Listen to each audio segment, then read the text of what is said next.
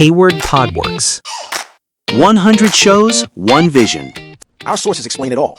For more information on upcoming shows or to suggest shows, email brianhayward2026@gmail.com. And now let's get into our show. Hayward Podworks is vision, deep dives into any topic. Welcome back to the Deep Dive, where we take your sources, peel back the layers, and really extract the absolute best insights you need to be genuinely well-informed. Today we're tackling something that sounds, well, deceptively simple: gratitude. Our deep dive centers around a body of research summarized in the Gratitude Plan. And this really takes us far beyond just, basic good manners. Right. It goes into the realm of profound personal transformation. Our mission today is clarity. We want to move past that superficial understanding of just saying thank you. Yeah. To really mastering gratitude as a foundational life skill. This isn't just about feeling good sometimes.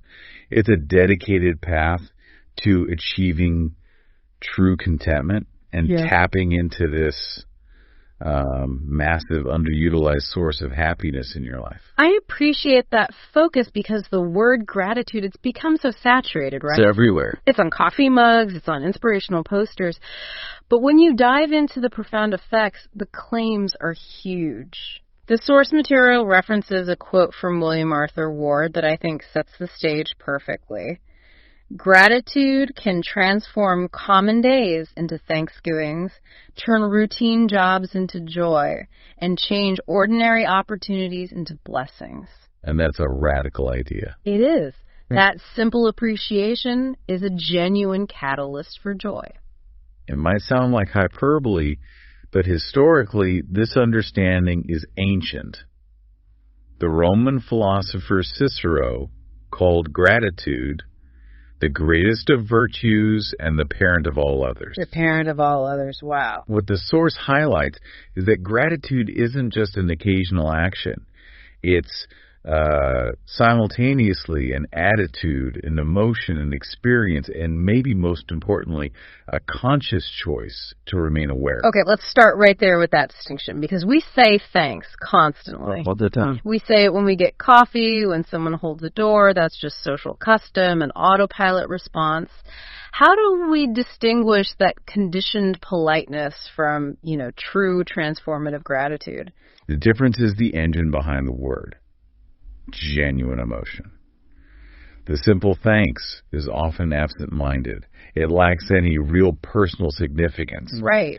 But true gratitude that's backed by genuine emotion, and that emotion generates a powerful benefit. It impacts both the giver and the receiver instantly. And the research is very clear on defining this emotion, separating it from just broader feelings.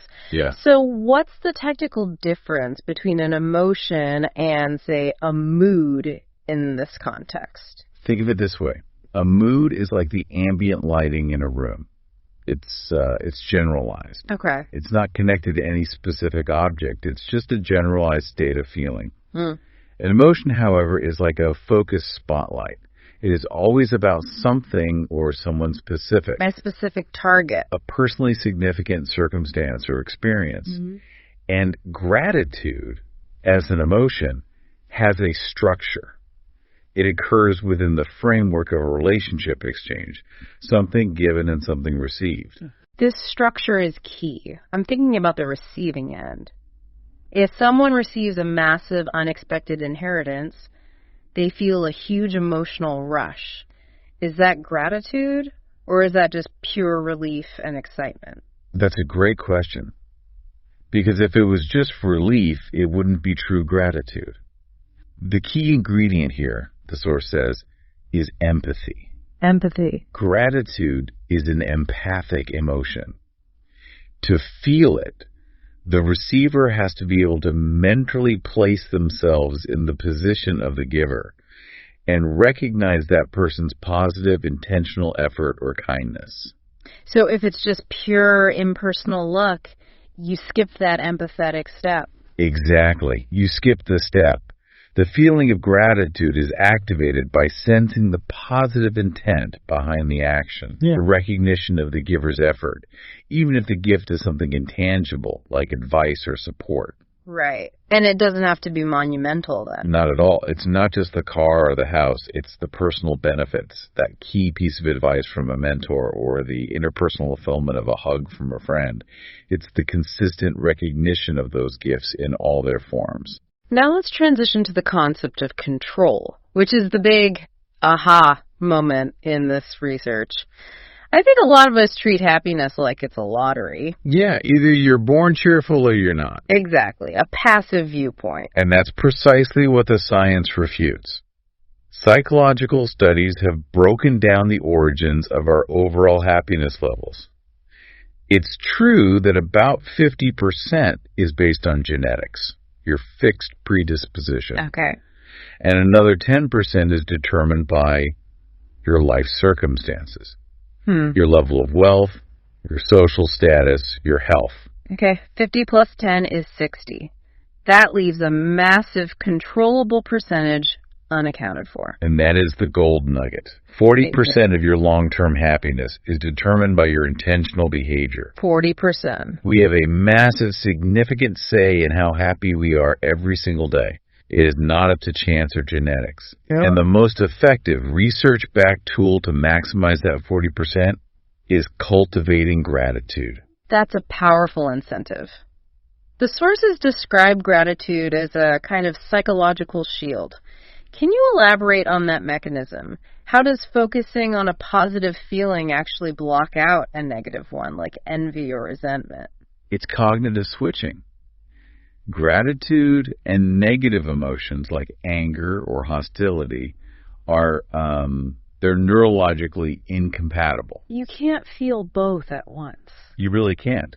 When you actively choose to engage the neural pathways associated with grateful feelings, say by recalling a benefit, you are physically activating a state that actively inhibits the production of stress hormones. It's hard to hold genuine appreciation and bitter resentment in your mind at the same time. One displaces the other. It's active displacement. And we should be clear, we aren't saying negative emotions are useless. Yeah. Things like anxiety or guilt, they're valuable alert systems, right? Absolutely. They are uncomfortable, but they provide vital information. Anxiety signals danger, guilt, and shame act as our moral compass, prompting us toward repair. The danger isn't the emotion itself, it's getting stuck in it. Gratitude provides that necessary perspective, making sure that while you acknowledge the difficulty, you are not trapped in a loop of anger or victimhood. And the ripple effects spill over into physical health, too. We're talking about real physiological changes. We are.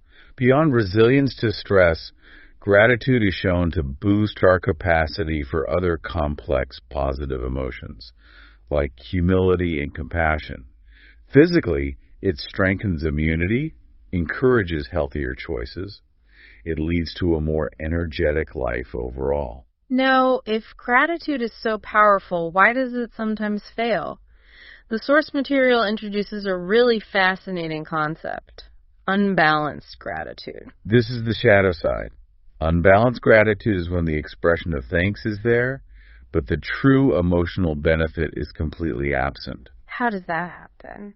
It often happens because the feeling comes from a place of should or obligation, rather than genuine appreciation.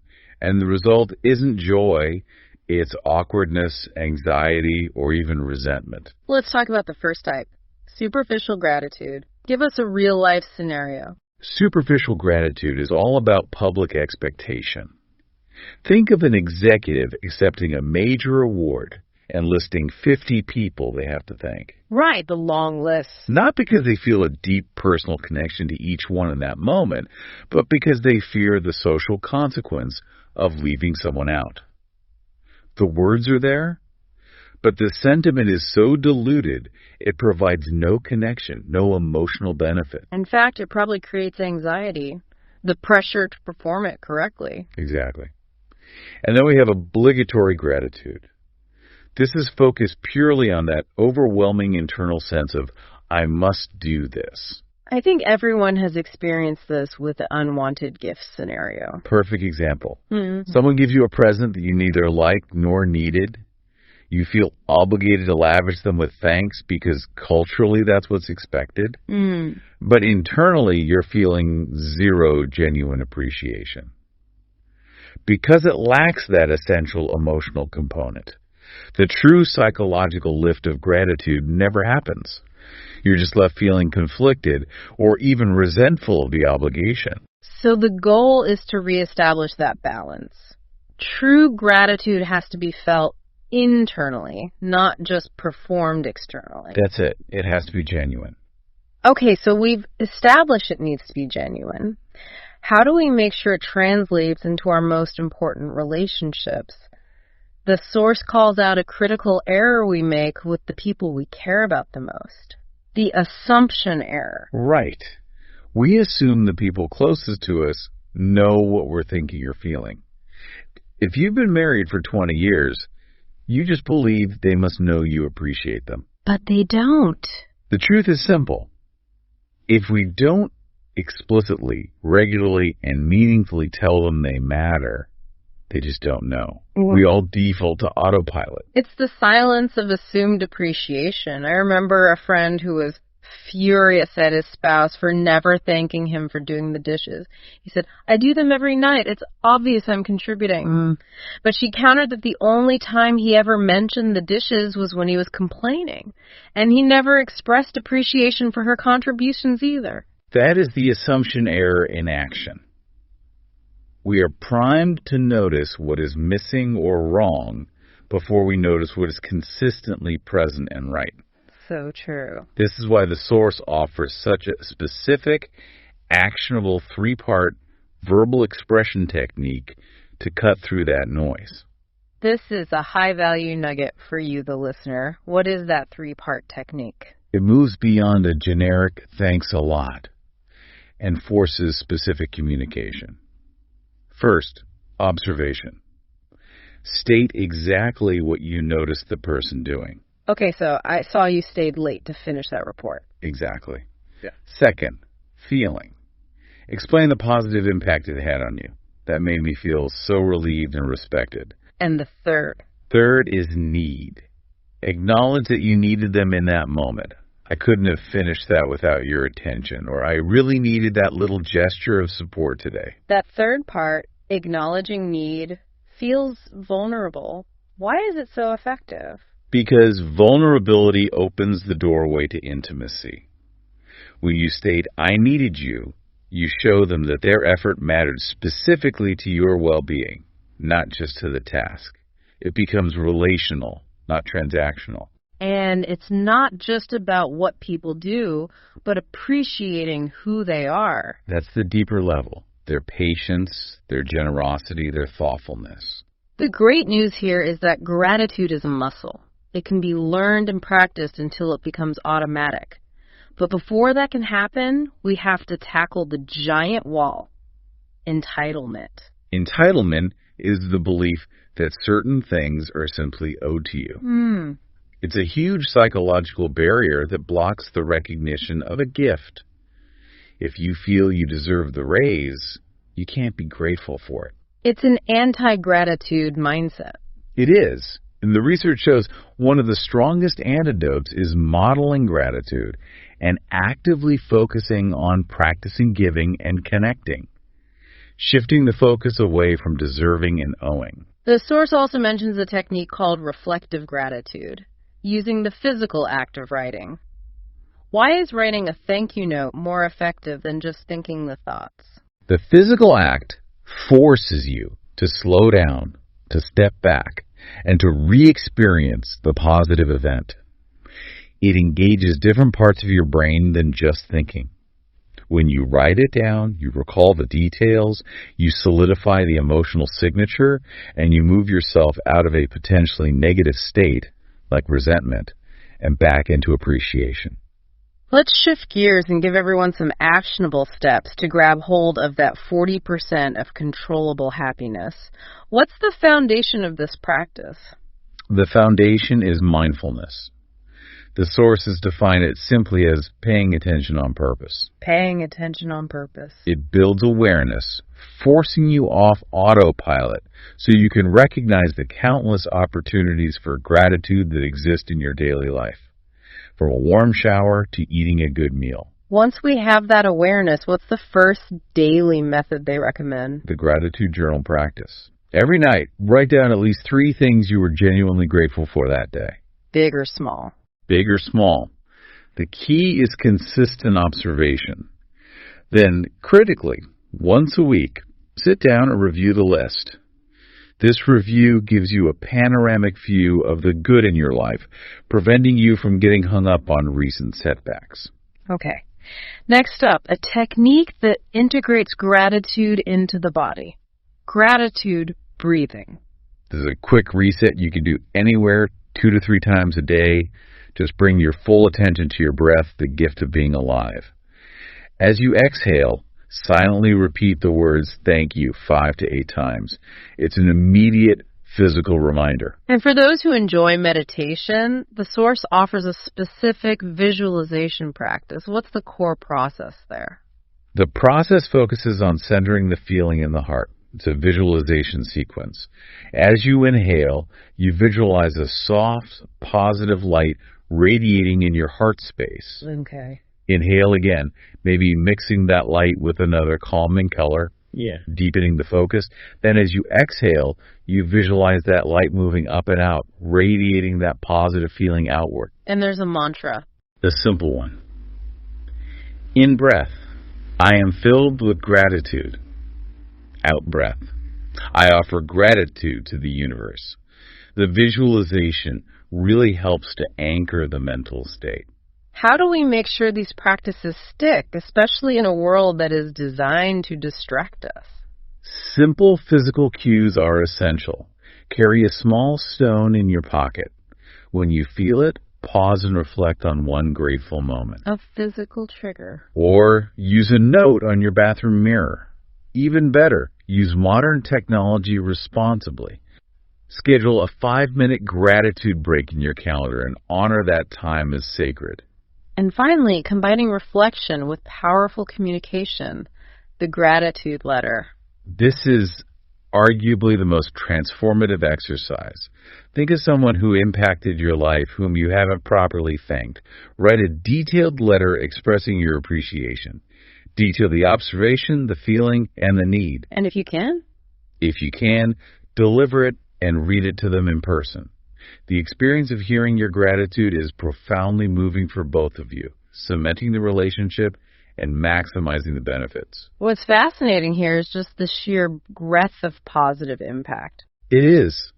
Choosing gratitude is a proactive choice that fundamentally improves physical health, boosts mental well-being, and deepens relationships.